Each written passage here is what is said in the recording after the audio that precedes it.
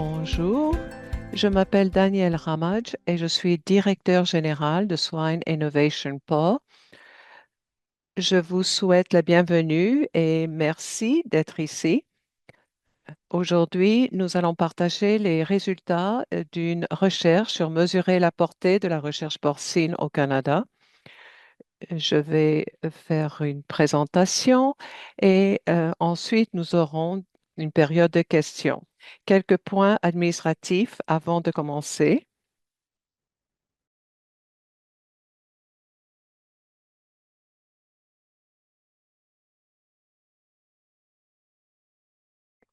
L'interprétation française disponible. Vous pouvez cliquer sur l'icône en forme de globe au bas de votre écran. Également, au cours du webinaire, vous pouvez poser vos questions à l'aide de la fonction questions et réponses. Nous y répondrons à la fin de la présentation. Également, j'aimerais mentionner que la séance est enregistrée et sera accessible sur le site euh, Swine Innovation Pork. Alors, nous coordonnons la recherche et nous faisons en sorte que tout le monde partage les priorités au sujet du porc, que ce soit les universitaires, l'industrie, le gouvernement. Et ce sont surtout les grappes porcines qui dirigent cet effort. Et donc, nous avons une coordination nationale à ce niveau-là. Nous avons un partenariat et les résultats que vous verrez aujourd'hui reflètent l'engagement partagé par tout le monde. L'évaluation que nous vous présentons vous montreront les résultats pour les premières grappes porcines, les trois premières gracines jusqu'en 2023 et on verra quels sont les résultats. Il y a une croissance de la demande et on voit aussi qu'il y a des avantages économiques pour le Canada. Pourquoi est-ce que c'est très important, surtout à l'heure actuelle, c'est de pouvoir faire progresser la santé animale, l'efficacité alimentaire et nous avons des défis devant nous. Ça devient de plus en plus complexe. Nous avons besoin de solutions fondées sur des données probantes. Donc, la question que nous pouvons nous poser lorsqu'on pense à cette étude d'impact, c'est comment arriver à avoir des résultats, eh bien, nous positionner pour le faire parce qu'on sait ce qu'il en est du financement. On sait qu'il y a un financement pour l'agriculture qui est toujours réduit et à ce moment-là, la recherche devient encore plus importante en ce qui touche la coordination de cette recherche. Également, nous pouvons avoir de bons rendements si on fait la recherche. Et nous allons vous montrer des données aujourd'hui et vous verrez que ça vaut la peine de faire la recherche pour avoir de meilleurs rendements. Je vais vous présenter nos intervenants d'aujourd'hui. Alors, ce sont des experts dans le domaine de l'agriculture et de l'économie agricole au Canada. Nous avons Peter Phillips, qui est un professeur émérite à la Johnson Shawaya Graduate School of Public Policy de l'Université de la Saskatchewan. David Castle est professeur de politique scientifique, technologique et d'innovation à la School of Public Administration de l'Université de Victoria. Et Stuart Smith est professeur au département d'économie agricole et des ressources de l'Université de la Saskatchewan. Sur ce, je suis très content, pardon, de passer la parole à Peter Phillips qui va amorcer la présentation. Merci. Bonjour tout le monde. Aujourd'hui, on m'a demandé de vous présenter des observations sur l'étude d'impact concernant trois secteurs. Alors, nous avons les investissements qui ont été faits au cours des 13-14 premières années et les rendements du capital investi, c'est à peu près 1 milliard de dollars. C'est une partie importante et une contribution importante pour l'agriculture. Alors, on vous dit que ça a l'air très bon, tous ces chiffres que vous voyez ici à l'écran. Alors, il y a 50 millions d'investis, des rendements de 225 millions et 30% de rendement du capital investi. Bon, comme on l'a déjà dit, nous avons eu toute une équipe ici. Alors,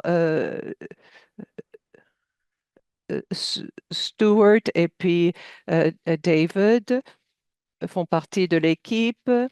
Ce sont des experts qui font en sorte que les données deviennent pratiques. Notre équipe s'appelle Valgen. Nous existons depuis 20 ans.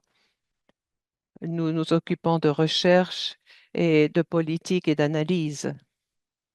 Alors, pourquoi est-ce si important? Alors, le secteur porcin se porte bien, il y a eu une bonne croissance, il y a eu des exportations. C'est un secteur qui est axé sur l'exportation. Donc, ça fait partie de toute discussion régionale, nationale sur la place de l'agriculture au Canada. Donc, ça occupe un très grand espace dans l'agroalimentaire. Pourquoi? Parce que c'est un produit alimentaire qui apporte un avantage par rapport à d'autres producteurs mondiaux. Donc, le secteur porcin devrait être poussé par l'innovation aussi. Donc, c'est très important d'avoir un avantage concurrentiel. Et il faut que la recherche sous-tende les efforts. Et le secteur porcin se porte bien. Alors, et l'industrie agroalimentaire a des gains de productivité de 2% à 3% chaque année. Mais c'est très important, non seulement pour la concurrence internationale, mais aussi pour la concurrence nationale par rapport à d'autres produits.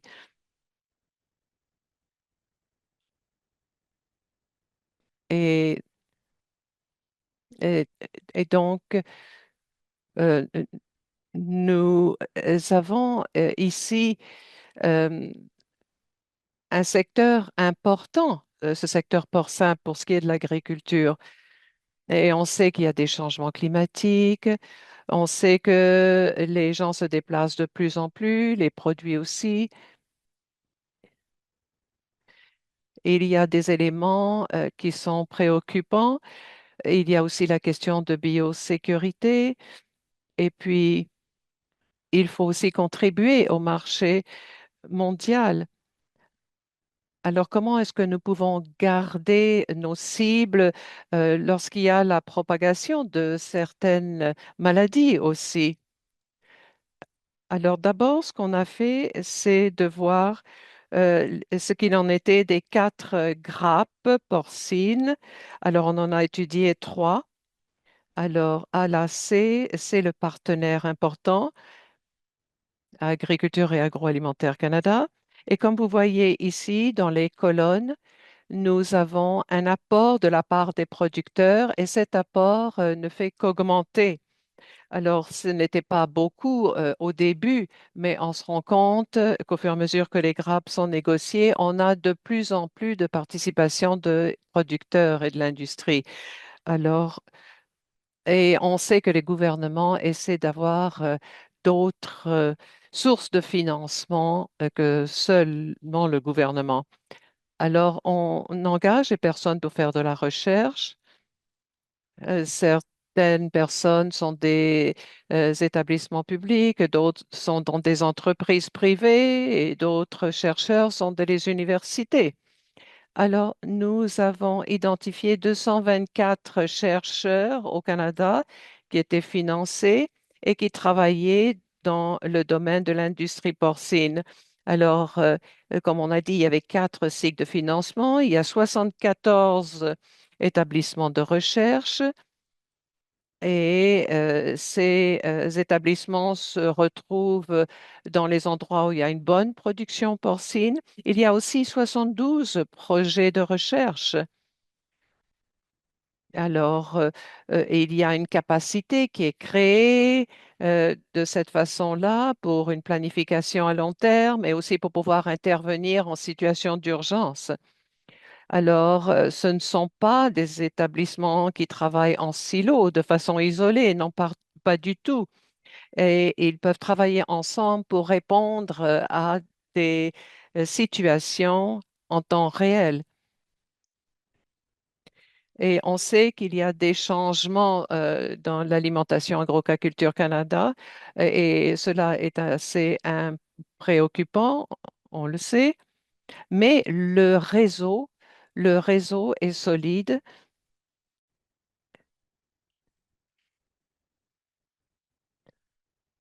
Mais l'industrie pourra peut-être discuter de changements qui pourraient s'en venir. Alors, on a parlé de 50 millions qui sont investis pour une approche coordonnée. Alors, on s'intéresse au bien-être, la santé animale, la nutrition. Et ça, c'est très important pour ce qui est de la valeur. Et le bien-être et la qualité servent à la commercialisation du produit. Et il y a l'environnement aussi. Évidemment, les investissements ne sont pas les mêmes dans chacun de ces secteurs-là, mais il s'agit d'un effort conjoint de la part de l'industrie. Alors, je veux juste vous montrer ici ce que nous avons fait à droite. Ça a l'air un peu complexe, mais c'est quand même assez simple parce qu'en tant qu'économiste, on essaie de voir quels sont les intrants, quels sont ce qui sort et comment est-ce qu'on peut arriver à avoir des données crédibles. Alors, pour ce qui est de ce qui entre, il y a de l'argent pour l'innovation. Alors, il s'agit des grappes et on travaille avec des partenaires. Donc, ça, c'est un apport direct, mais nous avons des liens avec le reste du monde, nous partageons des technologies, etc. Donc, il y a des avantages à savoir ce qui se passe ailleurs dans le monde et cela aide aux améliorations que nous apportons. Et il y a d'autres facteurs. On parle de croissance. Alors, comment est-ce qu'on évalue la croissance du marché? Et on met ça en comparaison avec les grappes porcines. Il y a certaines activités, la recherche et la croissance du marché. Pour ce qui est des recherches, on aura des nouveaux pédigris, des nouveaux outils, des processus, des modèles d'affaires, et cela peut améliorer la relation entre la terre, la main-d'œuvre, le capital et ce qu'on peut vendre sur le marché. À droite, on voit la croissance du marché. Ça peut être des nouveaux accords commerciaux ou des accords réorganisés. Tout cela contribue à la croissance du marché et on peut améliorer le marché. Donc, les résultats, c'est la croissance, la productivité et puis l'assurance et la croissance du marché. Et j'ai parlé aussi de la recherche, la capacité de la recherche. Alors, ça, c'est une question aussi de politique. Ils peuvent, ceux qui s'occupent de recherche, intervenir dans les situations d'urgence. Et tout à fait à droite, on voit les efforts de recherche qui arrivent à la croissance du marché et donc cela donne lieu à une productivité pour le secteur porcin. Et pour ce qui est de la croissance du marché, il y a les efforts de la recherche et nous avons alloué 47 millions de la croissance à l'industrie. On n'a pas vraiment évalué ce qu'il en est de l'assurance, mais on voit ici 47 millions de dollars d'augmentation de la demande de viande de porc et des gains de productivité à la ferme de 20 millions de dollars. Alors, la productivité, c'est une combinaison d'aliments, de gestion des pertes, qui se retrouvent dans les exploitations. Alors, on ne peut pas voir ce qu'il en est du micro ou du macroéconomique et de voir ce que ça peut donner. Non, on a essayé de voir les retombées de la productivité. Donc, au Canada, on a une efficacité qui ne fait qu'augmenter. Alors, on regardait quelles sont les économies, on a essayé de voir les changements pour ce qui est de la production et comment améliorer la productivité. Et on a une analyse 29 dollars. Alors, nous avons un exemple ici. Nous avons Chantal Farmer à AC qui essayait d'améliorer le rendement laitier détruit. Le problème, c'était la restriction alimentaire qui peut réduire le développement mammaire et limiter la production laitière. Et nous avons à ce moment-là des soutiens pour ce qui est de la lactation et on s'est rendu compte que lorsqu'on a une production laitière, évidemment, ça stimule la croissance, la survie des porcelets. Et on s'est rendu compte que si on changeait certaines méthodes, on voyait qu'il y avait 40% de croissance euh, donc, des glandes mammaires. Donc, il y a un lien direct à ce moment-là avec la croissance des porcelets. Alors, nous avons 30-40 projets de ce genre et, et on peut dire que le marché a augmenté en raison de l'augmentation de la population aussi. Alors, il y a des personnes qui font du marketing, que ce soit les détaillants et autres. Alors, 25% de la croissance du marché est consacrée à la recherche qui aide à la différenciation, ce qui touche la qualité et en ce qui touche les normes. Et tout cela, c'est pour créer la confiance du consommateur. Donc, cela fait partie de notre effort pour ce qui est de la pénétration du marché international. Donc, nous avions aussi une autre étude de cas de manuel URS de l'AAC. Alors, il y avait un problème, c'est que la qualité du porc varie d'une usine à l'autre. Alors, certaines caractéristiques clés sont encore évaluées de façon subjective. Et donc, euh, la qualité de début jusqu'à l'assiette du consommateur peut varier. Donc, les différents transformateurs vont utiliser des systèmes de classement différents dans ce cas. Et donc, et il y a à ce moment-là un établissement d'une base de référence pour l'automatisation d'un classement objectif et ça a renforcé la crédibilité de la marque canadienne et cela permet de soutenir la différenciation sur le marché et à la compétitivité à l'exportation. Alors, on a toutes sortes de projets de ce genre.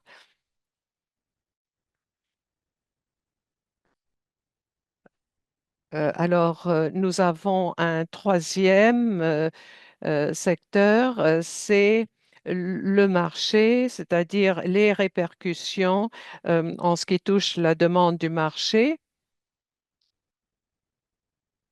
Alors, il y a un réseau qui est solide et qui permet la résilience et qui permet aussi d'affronter les risques. Et aussi, cela permet de mettre la recherche dans son contexte. Alors, il y a une interconnexion qui existe en raison des partenariats. Alors, nous avons aussi ce financement par grappe qui permet la création d'un réseau national de chercheurs, de partenaires engagés. Et donc, le réseau euh, peut être mobilisé rapidement pour répondre à des risques. Et voici un autre exemple vient de Terry Fonstead, qui est un de nos partenaires de l'Université de la Saskatchewan. Et il s'agissait de la biosécurité dans le cadre de transport. Alors, le risque qui avait été identifié, c'est que le transport du bétail est un vecteur clé de propagation des maladies. Et puis, on pensait que si on avait une meilleure biosécurité, on pouvait limiter le risque de maladie. Donc, il y a eu des pratiques de désinfection en utilisant les données scientifiques. Donc, on a la réduction du risque de contamination en limitant l'accès des travailleurs aux remorques. On a essayé aussi de voir comment on pouvait gérer le flux des travailleurs.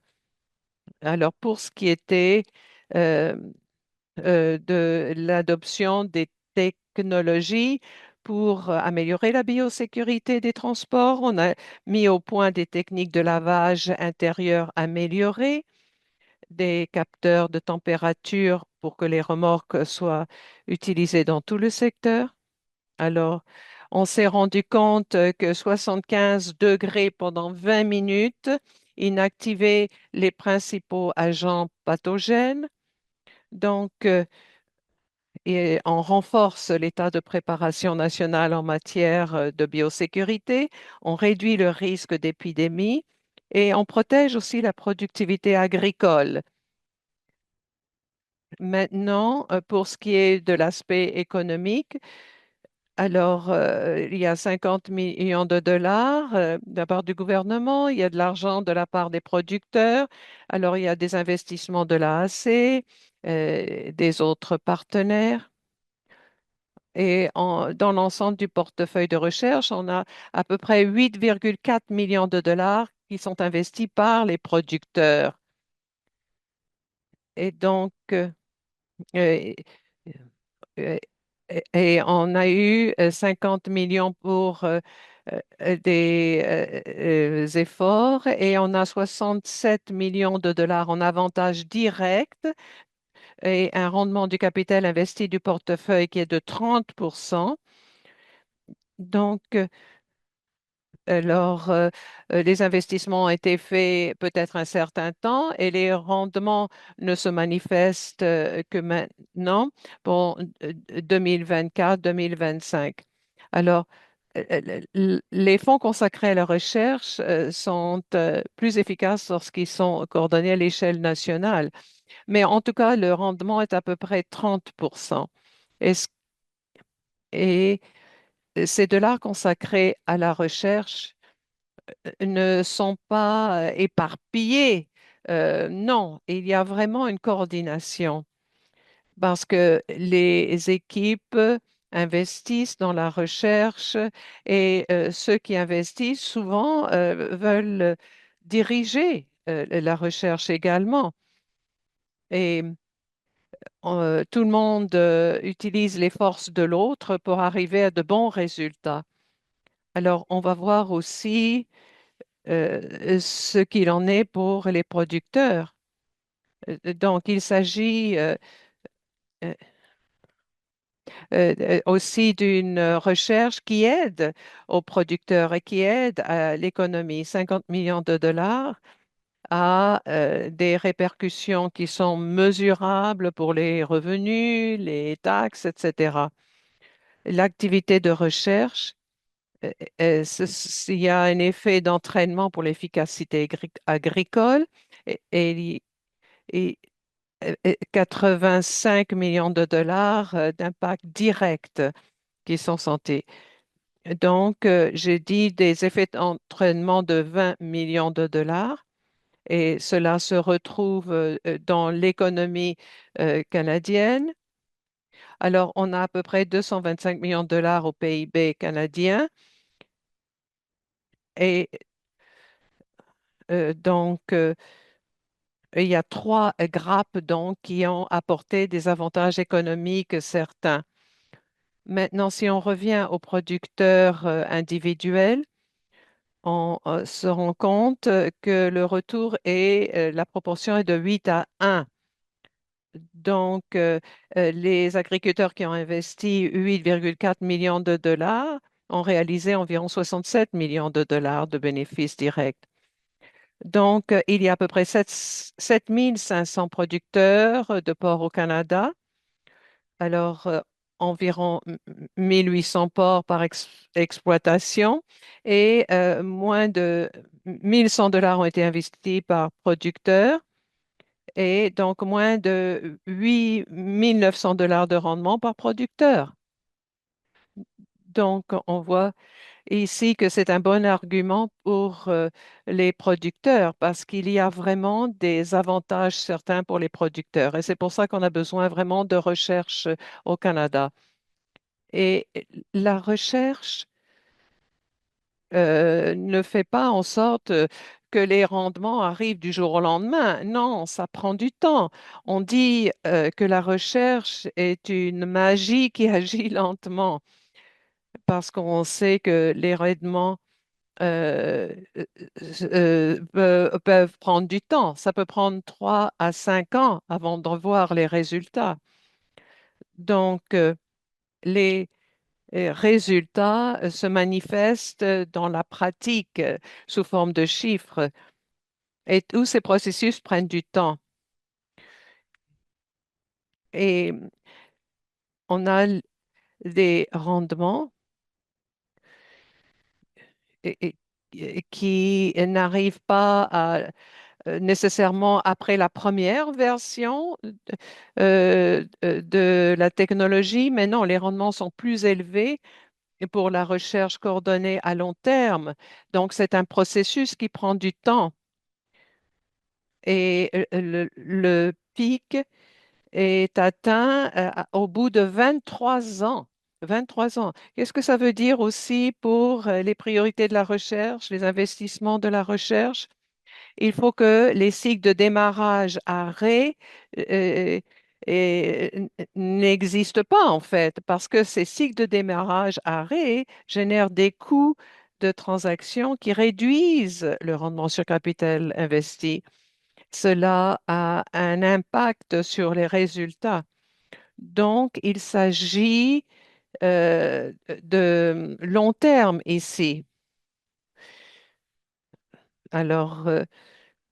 Alors, ça coûte très cher d'arrêter un programme, de renvoyer toutes les personnes qui y travaillaient et puis de reprendre le travail au bout d'un certain temps. Non, ça, c'est vraiment un désavantage.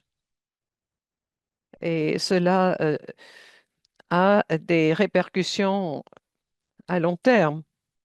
Et ce qu'on se rend compte, c'est qu'on avait un cadre euh, politique. Nous avons eu un cadre stratégique agricole de 2028-2033 est actuellement en cours de discussion. Alors, indirectement, on aide l'industrie à essayer de voir ce qu'il en sera de l'avenir. On le sait aussi qu'il y a eu des réductions budgétaires fédérales importantes. Alors, des centres de recherche comme par exemple euh, ont eu des réductions financières et, et cela a atteint la résilience du système de recherche.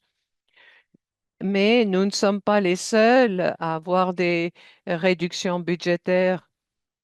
Alors, et- et- et 82% des recherches sont affectées. Et il y a aussi des réductions mondiales des dépenses de recherche. Et, et également, il y a des réductions budgétaires dans le CGIAR de 30%. Et ailleurs, ça peut être 18%. Et dans certains cas, on se rend compte que la coordination est très importante parce que si on n'a qu'un fonds de base, et des réductions budgétaires qui n'en finissent pas, il faut qu'il y ait une bonne coordination. Donc, ce qui est très important, c'est que le maintien des efforts nationaux en matière de recherche sont essentiels. Il faut aussi investir pour obtenir des rendements prouvés et en tant qu'économie, je peux dire que 30% me dit que on ne 30% montre qu'il y a un sous-investissement qui se produit et la coordination est essentielle et il y a des façons d'optimiser donc cette coordination grâce au réseau et il y a le maintien d'un portefeuille de recherche équilibré. Ça, c'est important aussi parce qu'il faut qu'il y ait une synergie. Alors, les deux mesures que nous euh, recommandons, c'est de renforcer l'investissement à long terme des producteurs et la coordination. Et, et c'est plus que ce qui s'est fait il y a 20, 30%. Si on ne tient compte que de la valeur ajoutée, ça, ce n'est pas suffisant. Et également, pour ce qui est du gouvernement, les mesures que le gouvernement devrait prendre, ce serait de maintenir un financement prévisible grâce à des programmes nationaux de grappes. Donc, pour conclure, alors, au cours des 14 ans des trois grappes de 2010 à 2023, alors, ces grappes a renforcé la productivité, élargi les marchés, atténué les risques liés aux problèmes émergents, a généré des retombants économiques euh, de, de 30%, le ratio de 8 à 1 pour les producteurs. Alors, les retombées économiques des 225 millions de dollars. Il y a des rendements réels pour les producteurs et la coordination nationale de la recherche fonctionne. C'est essentiel de poursuivre les investissements. Voilà, merci. C'est tout ce que j'avais à vous présenter aujourd'hui. Je vais maintenant répondre à vos questions. Merci beaucoup, Peter.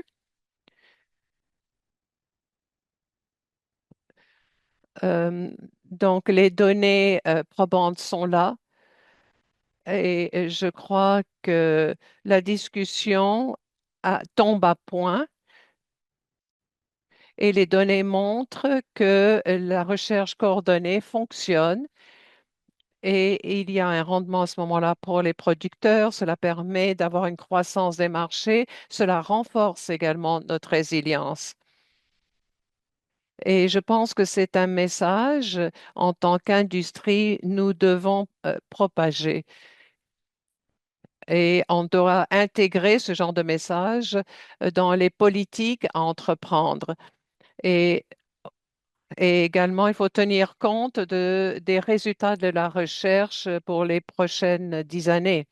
Alors, on va pouvoir répondre à vos questions. Il y a un bouton questions-réponses au bas de votre écran. Alors, Peter pourra répondre à vos questions, David Castle aussi et Stuart, qui pourront tous les trois répondre à vos questions. On va essayer de répondre au plus grand nombre de questions possible. Donc, Peter Phillips, David Castle, Stuart Smythe pourront répondre. Est-ce que les universités et les collèges ont leur propre pression sur le plan budgétaire? Les universités ont peut-être plus de sécurité que le secteur public dans un sens, parce qu'on sait que les priorités peuvent changer, mais les facultés existent et bien souvent on est engagé tout au long de la carrière. Donc, il n'y a pas ici des chercheurs qui ont un travail, qui n'ont plus de travail, qui ont de nouveau un travail, etc. Non, il y a une carrière qui existe à l'université. Donc, et à l'université, il y aura des chercheurs qui pourront continuer à faire de la recherche. Malheureusement, dans les universités, il y a aussi des personnes comme moi qui prennent leur retraite et qui ne sont pas remplacées. Donc, c'est une industrie coûteuse, mais euh, s- s- il, f- il faut avoir les structures voulues pour qu'il y ait de jeunes chercheurs et qu'il y ait aussi un engagement à l'égard de la recherche. C'est-à-dire qu'on doit renouveler les programmes qui arrivent à leur fin pour diverses raisons. Très bien. Stuart ou David, avez-vous quelque chose à ajouter? Non, j'ai rien à ajouter. La seule chose à ajouter, c'est que la compétition des universités et, et des agences euh, est est très grande. Alors, il y a moins de 10% de réussite pour ce qui est de la compétition. Donc, les dollars qui viennent du secteur public vont être difficiles à obtenir. On sait que la concurrence est de plus en plus grande pour les dollars disponibles. Alors, John Webb nous pose une question. Jusqu'où est-ce qu'on peut disons, se fonder sur la collaboration internationale pour la recherche porcine? C'est très important d'avoir une collaboration internationale. Nous sommes une petite partie de cet effort international, même si c'est une partie importante. On a une part mesurable de la recherche qui existe, mais pour ce qui est des compétences et de la technologie, et aussi les applications. Écoutez, nous sommes très petits par rapport à ce qui existe au niveau mondial, mais nous devons continuer à être des experts dans ce qu'on fait. Donc, il faut continuer à établir des liens, échanger des idées, aller chercher les meilleures idées ailleurs s'il le faut, les intégrer chez nous. Alors, on est très fort dans certains aspects, mais il faut qu'il y ait une collaboration, que ce soit pour la santé animale, la nutrition. On sait que c'est un problème mondial. Et sur le plan historique, les universitaires vont vous dire qu'il faut avoir une bonne recherche au niveau national pour avoir les meilleurs chercheurs au monde, mais vous vous adoptez, par exemple, certaines recherches, mais les retours peuvent se faire attendre. Alors, est-ce que vous voulez ajouter quelque chose à la réponse? Non. Prochaine question de Murray Pettit.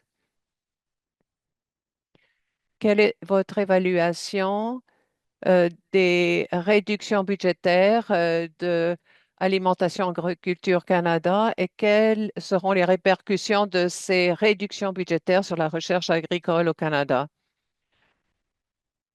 Alors, ce qu'on a fait à SIP,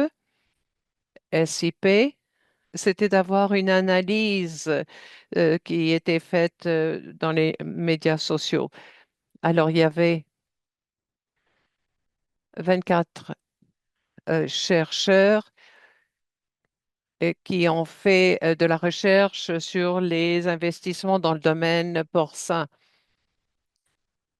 Donc, les professeurs et les étudiants ont étudié ce fait. Il y a eu aussi d'autres partenaires qui se sont joints venant de l'industrie. Alors, l'AAC va réduire les programmes. Mais je vous ai donné deux, trois exemples de résultats de la recherche. Eh bien, cela se retrouve dans des espaces où il y aura des réductions dans les programmes de l'AAC ou même de l'arrêt de certains programmes. Eh bien, il y aura une réduction de la résilience lorsqu'on on voit ces restrictions budgétaires, mais la productivité se porte bien, hein. Alors, la productivité sera toujours là, mais pour ce qui est de la qualité, pour ce qui est de la qualité, ça pourrait souffrir en fait,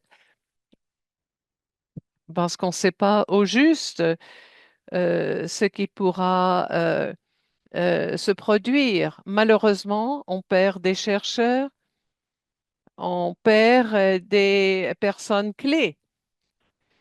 Alors, si l'AAC procède de façon euh, désordonnée, eh bien, ça donnera des résultats catastrophiques. Mais s'ils arrivent à planifier les réductions de façon intelligente et, et, et peut-être que les résultats seront moins catastrophiques.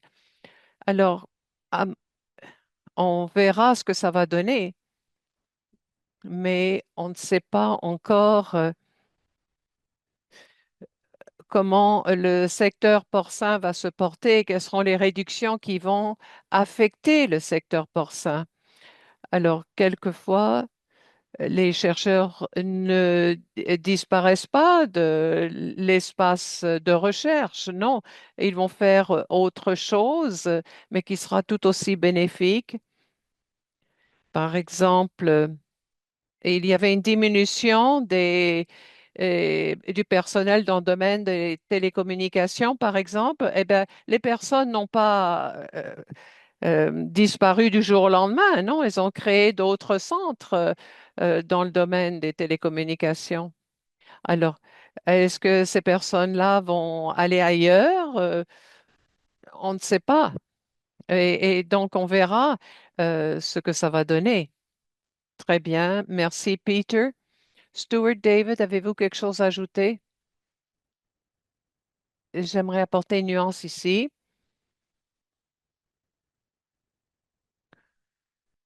Après la COVID, il y avait une augmentation pour ce qui est des dépenses de personnel, mais non pas dans les investissements comme tels. Ah, donc, on peut avoir des répercussions pour le secteur. Il y a euh, un manque d'harmonisation entre le nombre de personnes qui travaillent dans certains programmes et les besoins. Alors, cela dépend beaucoup. Et il y aura des réductions d'exploitation dans les programmes, ça c'est sûr, mais il faut voir aussi quel est le genre de personnel qui va quitter. Alors, certaines réductions sont très importantes, mais il faut voir euh, qui quitte les emplois. Alors, ce n'est pas nécessairement au niveau des cadres qu'il y a des réductions. Non. C'est peut-être un, un personnel qui est en milieu de carrière. Alors, dans d'autres ministères, il y a des réductions de personnel, mais sans qu'il y ait de répercussions majeures. Donc, cet espace devrait être surveillé de très près, de voir qui s'en va, parce qu'il y a une perte économique et, et comme on le sait, si on coupe les programmes, cela a des effets dévastateurs. Merci, David. Gilles Bergeron, maintenant, pose une question. Il fait un commentaire en disant que un rendement de 30% est bon, mais cela montre qu'il y a des possibilités de recherche qui ne vont pas de l'avant. Alors, qu'est-ce qu'on devrait faire? Alors, Abigail a posé une question qui rejoint celle-là. Alors, si on tient compte de la demande et de la productivité, on n'a pas fait de micro-analyse au niveau des projets et des programmes visés. Bien souvent, les besoins de l'industrie, ça, c'est un endroit où on pourrait commencer. Alors, moi, je fais partie de ce monde génomique, si on veut, et lorsqu'on demande de bonnes idées pour ce qui est du financement, lorsqu'il y a une allocation, 20 ou 30% des candidats qui demeurent non financés. Et c'est vrai aussi au niveau provincial ou des organismes. Alors, on peut dire qu'on manque d'argent avant de manquer des idées. Donc, il faut signaler nos ambitions, demander aux gens qui ont de bonnes idées de se présenter et ensuite avoir les ressources pour appuyer les personnes qui ont de bonnes idées. Donc, on ne peut pas vous dire que vous aurez un meilleur rendement en faisant ci ou en faisant ça. Non, pas du tout. On ne peut pas faire ça. Mais je peux dire qu'on a plus d'idées que de capacités. Alors, c'est vrai que pour les sciences poussées comme la génomique, et seulement 10% des personnes qui se présentent peuvent passer par le filet. Il y en a un tas d'autres qui restent mm, derrière, en fait. Alors, il n'y a que quelques personnes qu'on peut financer. Alors, il y a moins d'argent, donc moins de recherche aussi. Alors, le gouvernement et au Canada quand même a appuyé la recherche plus qu'ailleurs, mais on dépensait 3 fois plus par le passé qu'on dépense maintenant pour ce qui est de la recherche. Parce qu'on sait que les chiffres sont demeurés les mêmes, mais tout a augmenté, tous les prix ont augmenté. Et donc, on a une pénurie de capacités pour appuyer les bonnes idées pour qu'elles aillent de l'avant. Donc, pour résumer, regardez ce qui se fait dans votre équipe, parce que dans votre équipe, on sait très bien qu'il y a des bonnes idées. Bon, Peter Stewart, David. Donc, qu'est-ce qu'on peut faire pour encourager la coordination de la recherche? Si on pense à 30% de rendement, c'est quand même assez bon, mais est-ce qu'on peut en faire plus en travaillant mieux ensemble? Alors, Stuart, à vous. Alors, la coordination peut se passer à divers niveaux. Il y a la recherche des idées et aussi l'allocation des fonds. Bon, dans certains cas, il y a des priorités, une allocation au niveau national, c'est pas euh, de, de votre faute si les grappes font en sorte qu'on divise la recherche. Bon, et également, il y a aussi la conception de la recherche. Alors, bon nombre de programmes limitent l'argent qui est dépensé et la façon de dépenser l'argent. Et donc, on peut livrer certaines parties de la recherche, mais pas d'autres parties. Peut-être parce que ça ne peut pas s'appliquer dans une autre province ou ailleurs dans le monde, etc. Stuart, à vous la parole. Une des observations que nous avons faites dans l'analyse, et lorsqu'on a parlé des 4 grappes porcines, il n'y avait pas un seul partenaire et- qui était dans une seule grappe. Donc, on avait des joueurs importants dans le secteur privé, mais ce partenaire ne se retrouvait pas dans les autres grappes, donc était limité et son apport était juste pour une grappe. Donc, il y a un engagement à court terme de la part de certains partenaires et on n'arrive pas à trouver une bonne mobilisation de la part des partenaires.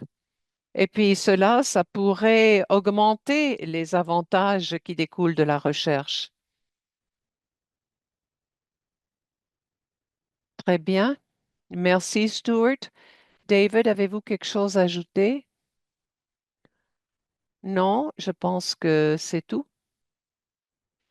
La prochaine question est de Harry Simons, qui a posé une question euh, à un webinaire il y a plusieurs années qui disait que le rendement du capital investi dans l'industrie porcine dans l'ouest du Canada était très petit.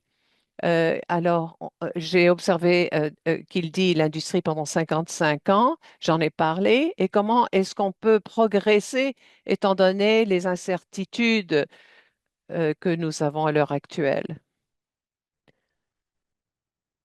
Bon, nous,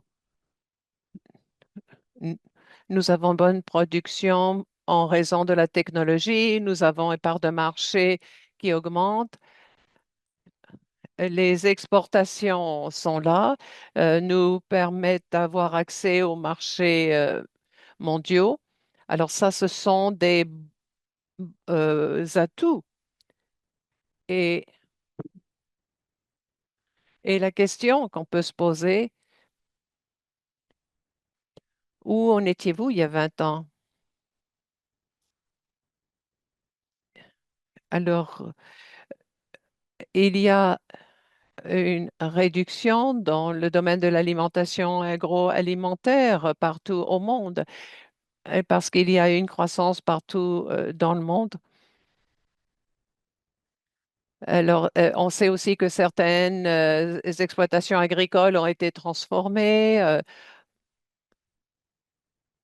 Bon, alors, Je ne sais pas ce que je peux prédire à l'heure actuelle pour ce qui va se passer dans 20, 30 ans,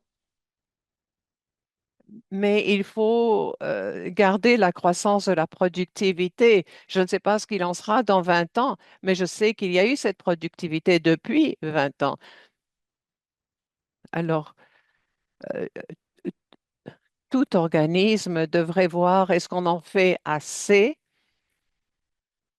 et de voir ce qu'il en est de la part de vos partenaires industriels et aussi vous, qu'est-ce que vous faites et de voir ce que ça peut donner à long terme. Alors, David ou Stuart, avez-vous quelque chose à ajouter? Non? Prochaine question, et ça sera la dernière question avant de conclure.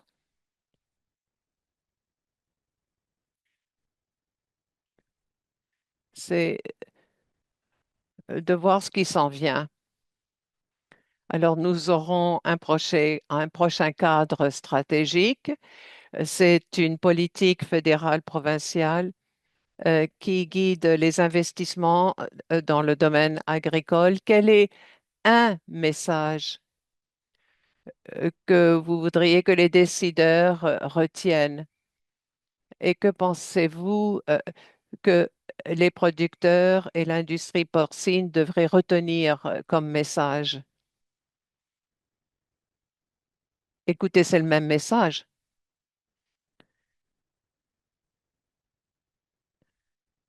La recherche durable, une recherche davantage poussée avec des partenaires. Ça, c'est très important pour appuyer l'industrie porcine au Canada. Cela nécessite que les producteurs se retrouvent à la même table avec l'idée de la durabilité. Et il faut aussi que le gouvernement puisse participer à cet espace de recherche. Stuart, David, avez-vous quelque chose à ajouter? David, à vous la parole. Il y a une autre façon d'utiliser le message.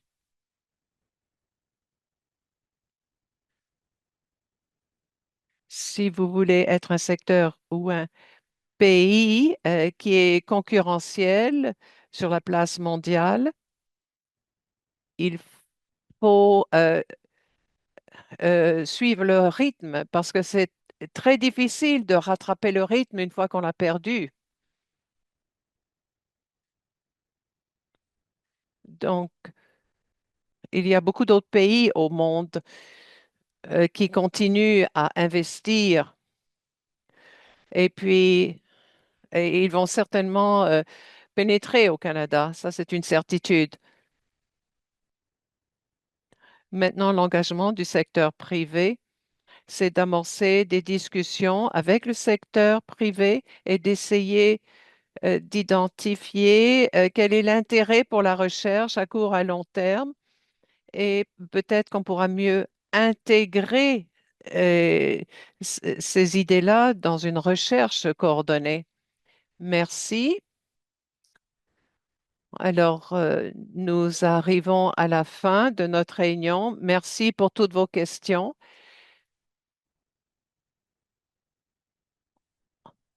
On va essayer de répondre par courriel ou poursuivre la discussion après la réunion. J'aimerais remercier nos présentateurs d'aujourd'hui.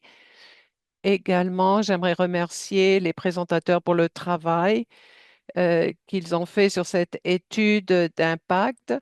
On a les données, on a tout ce dont on a besoin pour continuer la discussion euh, au sein de l'industrie au sujet des investissements consacrés à la recherche.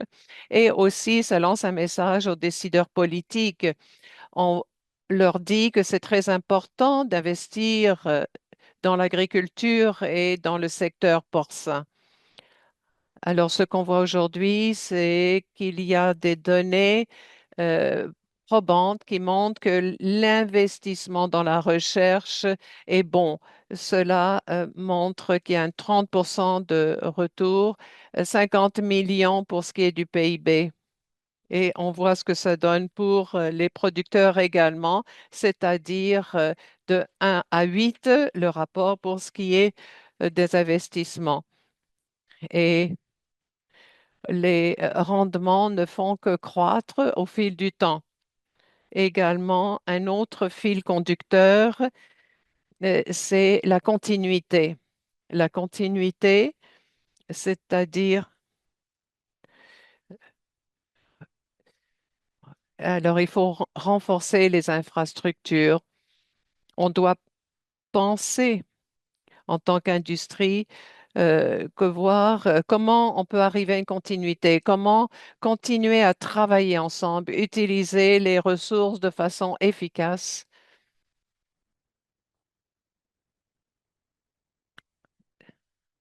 Si les...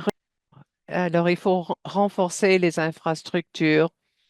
On doit penser en tant qu'industrie que voir comment on peut arriver à une continuité, comment continuer à travailler ensemble, utiliser les ressources de façon efficace.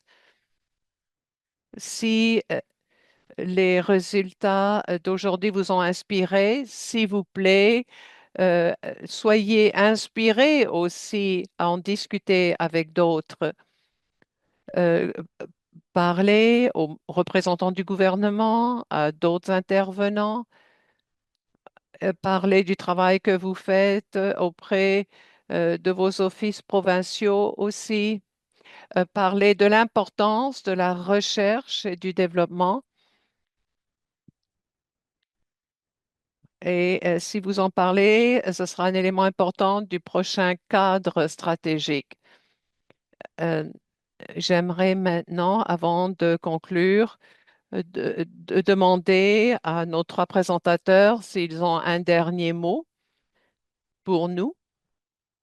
Le message que j'ai pour vous, dit Peter, c'est de trouver votre ambition.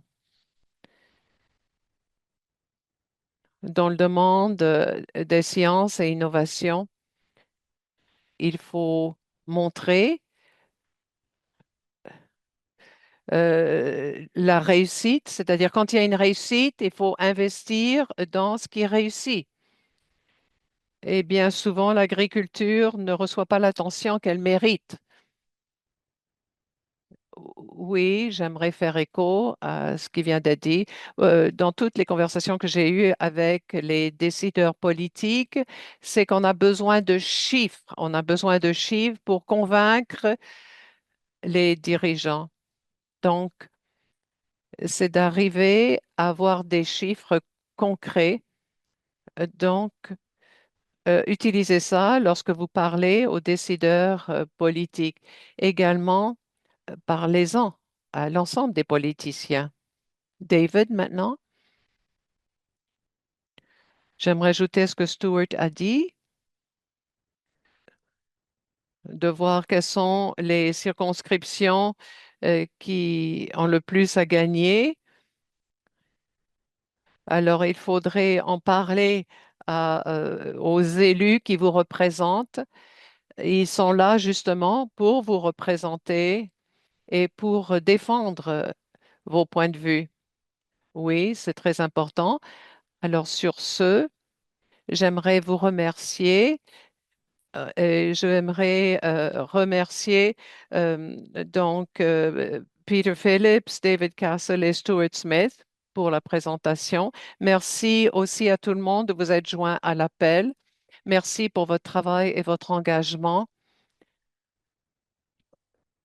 Alors, merci.